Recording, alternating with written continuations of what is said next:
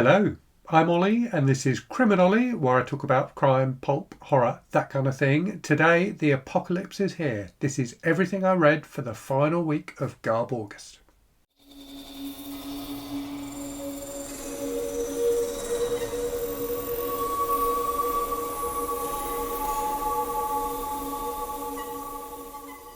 It's the 30th of August and we are therefore nearly at the end of another GarbAugust. Hopefully you've enjoyed it if you've taken part. I've certainly had a fantastic reading month, and I'll do as I normally do, a full wrap up of everything I read in the month, which will go up in a week or so probably.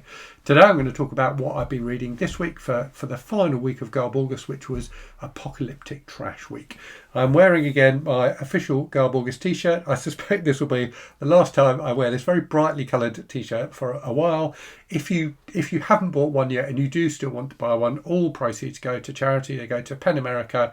There'll be a link in the description to the video to where you can buy one. There will also be links in the description to the video to where you can buy Trash Tales, our anthology of trashy fiction, edited by Alex from the channel Alex Unabridged, who also did this fantastic cover and all of the interior design, which is wonderful as well. This is selling really well. I'm really pleased to be able to say that we have covered our costs on this book now. So all the money that we make from this book goes to Dolly Parton's Imagination Library, which buys books in countries around the world for young kids.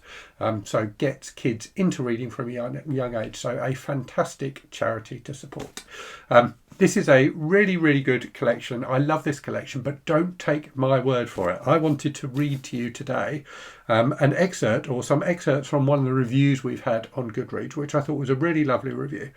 And this review is left by someone who submitted a story to be included in Trash Tales, and that story didn't get included. So it was really difficult for us to make decisions about which stories should go in because we had so many submissions. I think we only ended up with enough space in the book for about a third of the stories we had submitted. So this is from someone who didn't get accepted, and their review is very gracious and wonderful. An absolutely fantastic collection of stories, not one that I'd skip on a reread. At least 4 stories are just WTF, such is the breadth of imagination. A special mention for the crime writers. All were brilliantly conceived with such a limited word count. It's so hard to pick a favourite. Tomahawk left a lasting impression, justifiably nasty. That was a favourite of mine as well, so it's a really brutal revenge western, but really well done. I think my overall favourite was Carnivorous Smiles. Now this is a fantastic story. This is a story that starts off feeling like it's about one thing and turns into something completely different. It's very humorous, very funny indeed, but really gripping too. Everything I want from a story is there. I read it with a big smile on my face, which stayed with me for the rest of the day. The anthology is so much more than just a bunch of great stories. The small author intros give vlogs and blogs to follow, music to listen to, more content from some of the authors, and most importantly, the inspiration to keep writing my own stories. Plus, all profits go to charity. Kudos to Ollie and Alex. All kudos should go to Alex. He did far more work on this book than I did. And the interior design and the cover and everything, as I said, are completely down to him. For compiling the anthology and the running order, I usually dip into books like this. However, the flow of the stories works so well, I just read it front to back. So there you go. That's an independent view of Trash Tales. Don't take my word for it. Check out the reviews on Goodreads. I think you will really enjoy it if you haven't bought a copy already. Available both as a paper book or for Kindle or Kobo. Right, let me move on to what I've read for Apocalyptic Trash Week then. So the first thing I finished was actually not for Apocalyptic Trash Week. It was a crime novel I read, originally published I think in the 50s. And I forgot to say in the video last week when I talked about it what the title was. The title is perhaps the best thing about this book, although it wasn't a bad book. So the title is Skirts Bring Me Sorrow, and it was by Hank Janssen. Hank Janssen is a pseudonym, and is also the lead character in this story. So he's like a journalist. And these are British novels. There were absolutely loads of them, but written in the American noirish style.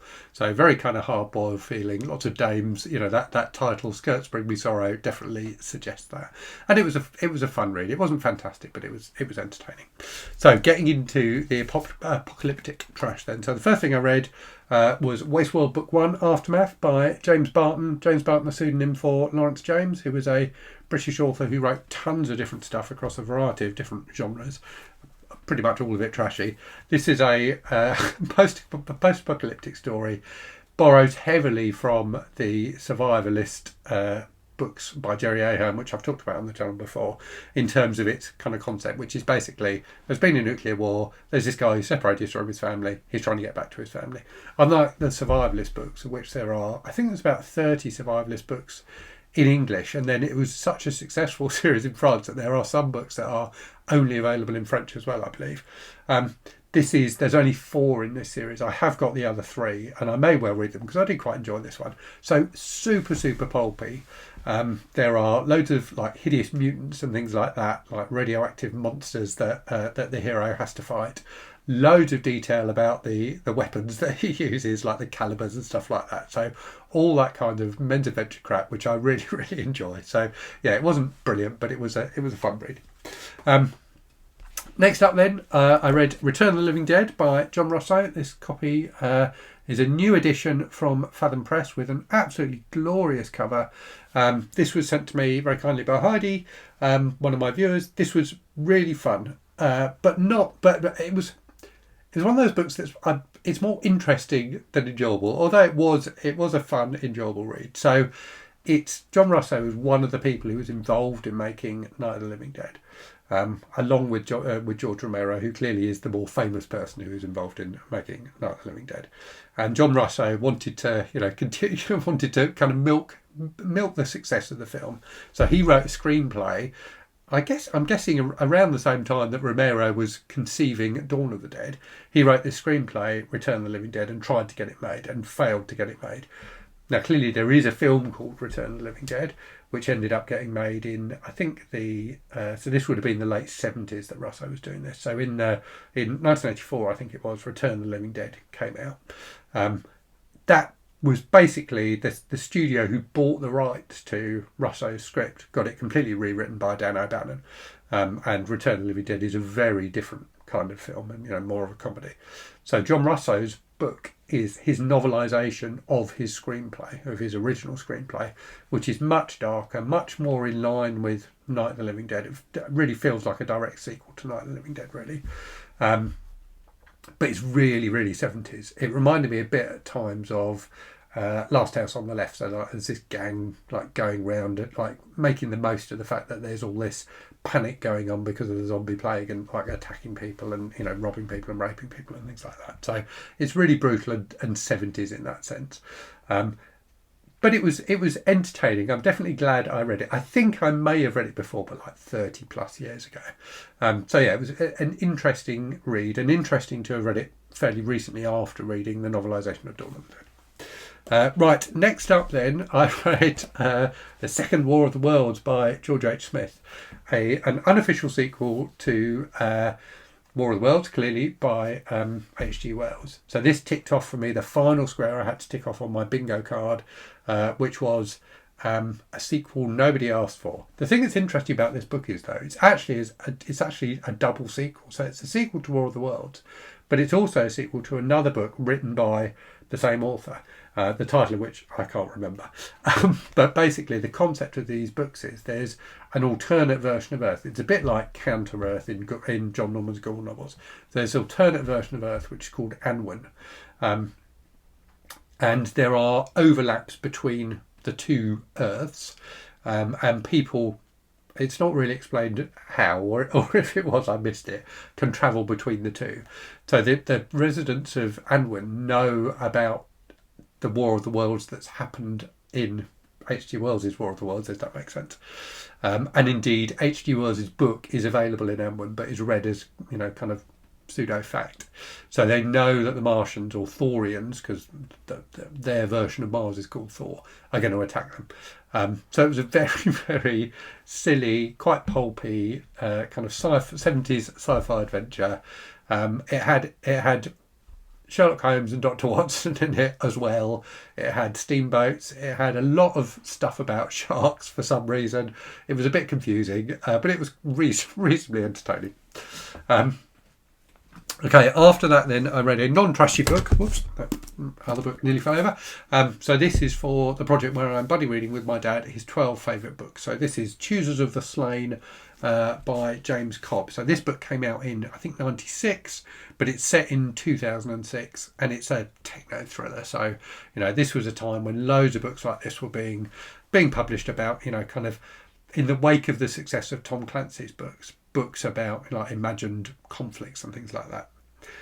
And this one was actually really fun. It was definitely a cut above a lot of the books like that I've read. So this one is about an American ship. I can't remember if it, like a destroyer or something like that, like a fairly small warship, which is like super high tech. It's got stealth capabilities and things like that. So that side of it is, you know, it's quite fun. And it's basically the Argentinians invade Antarctica and try and take over Antarctica in order to exploit its natural resources. And this ship is nearby and it becomes like the kind of first line of defence, basically. And it's about this ship trying to fight off and like delay the Argentinian navy until reinforcements can arrive, basically. So quite an interesting concept. And I like the fact that there was kind of an ecological sense at the heart of this book, in that the real threat was not like a threat to America, as is often the case with this kind of techno thriller, but basically a threat to the world. You know, the concept was that Antarctica is, you know, the last unexploited place on Earth, and if it got exploited, that would be, you know, terrible ecologically. So that was quite interesting. The other thing that's interesting about this book is the main character, the commander of the ship, is a woman, and I thought she was not perfectly portrayed. There were some things about the way she was portrayed that were perhaps a little bit iffy, but still, you know, interestingly done, really interestingly done. She was quite a convincing character, and there was like a kind of romantic subplot going on throughout the book as well, which you definitely don't normally get in this kind of book. So it felt a bit more well-rounded than some of these books are. There was a fair bit of humour in the book, and it was just a really fun, tense read, and the battle scenes were really engagingly written, really, you know, really gripping. So I enjoyed that one a lot. I'm currently reading then, so that's everything I've finished this week. I'm currently reading this, which is not apocalyptic at all, but is really good. So this is Return to Romance by Ogden Whitney. So I'd never heard of Ogden Whitney. This is one of those books I kind of randomly found in a bookshop and thought it looked good. But he was an American comic book artist in, I think, like the 50s and 60s. And he created a superhero called the Fat Fury, which I think is his best known character, apparently, I'd never heard of. But he also wrote romance stories for some of the romance comics. And this is a collection of those. And they are really interesting. They're really weird. And it's difficult to put your finger on exactly what's weird about them, but they all feel like slightly subversive. Like really, really like bizarre, like quite bizarre concepts in some of them. So one of them, for example, was about a guy who's a brilliant scientist who becomes a boxer, becomes like a heavyweight boxer, and ends up killing someone in the ring accidentally, and then like has a nervous breakdown as a result of that, and ends up working as a secretary for a woman who runs a fashion company, who is absolutely appalling to him. She's really horrible to him all the way through the story, and yet at the end they end up falling in love. It was just really odd, but really engrossing and enjoyable. I really wanted to know what happened. So I'm about halfway through that. I will probably finish this today, but it's very, very entertaining. And I've looked up Ogden Whitney, and some of his other stuff is available kind of in the public domain, so I might read some more stuff by him online. Definitely an interesting writer. The other thing I've got, which matches like colour scheme wise perfectly, is this little romance, well, I don't know what you call it. It's a story, a romance short story magazine that was sent to me by Dave Brzezinski with a bunch of other kind of vintage little magazines like this. So this is Dangerous. So let me read you the little blurb at the start. When two girls want the same man, the situation is dynamite, especially when a teenage rebel is involved. A girl ready to go to any lengths to get what she wants. So I'm going to try and read this as well, because it feels definitely in line with Return to Romance, and it just looks like a fun read. So that will probably be the last stuff I read for GarbAugust. I may try and squeeze in another one of the James Parton books this weekend. I may read some. I've got a bit of a backlog of Commando comics and things like that as well, so maybe I'll read some of those. But anyway, that's what I've been reading for the final week of GarbAugust. Right, so on to channel stuff then. So very quickly, in the last week, you've had a video from me talking about changes to like video game websites and the video games that are available to buy and how that may end up having an impact on books. You had my video about the Thursday Murder Club and why I think it's such a successful cosy mystery. And you had my review of another kind of cosy mystery, The House at Devil's Neck by Tom Mead. In the week ahead, you're going to get my September TBR, which is a much slimmed down TBR. I've had a few months where I've had absolutely packed TBRs, and that certainly was the case in August. So I'm going to take it a little bit easier in September. You're going to have my announcement for an event, a BookTube event that's coming soon. So that will be going up on Monday. So I normally do videos on a Tuesday, but my midweek video, if you like, my first video of the week will be on the Monday this week rather than Tuesday, so that's when everyone's doing their announcement videos for this event. And then on Thursday you'll get a review which I haven't filmed yet, but I think will be a comparison of The Dawn of the Dead novelisation and Return of the Living Dead. Anyway, that's me done for today. Hope you've enjoyed GarbAugust. If you've been taking part, let me know what you've been reading in the comments. Hope you have. Hope you've had a fantastic August. That you've managed to get a bit of time away from work and to relax and enjoy the weather. If the weather's been good where you are. Anyway, I will leave it there and say, as always, thank you very much for watching. Hope you're safe and well out there. Hope you're reading good stuff, and I'll speak to you again very soon. Cheerio.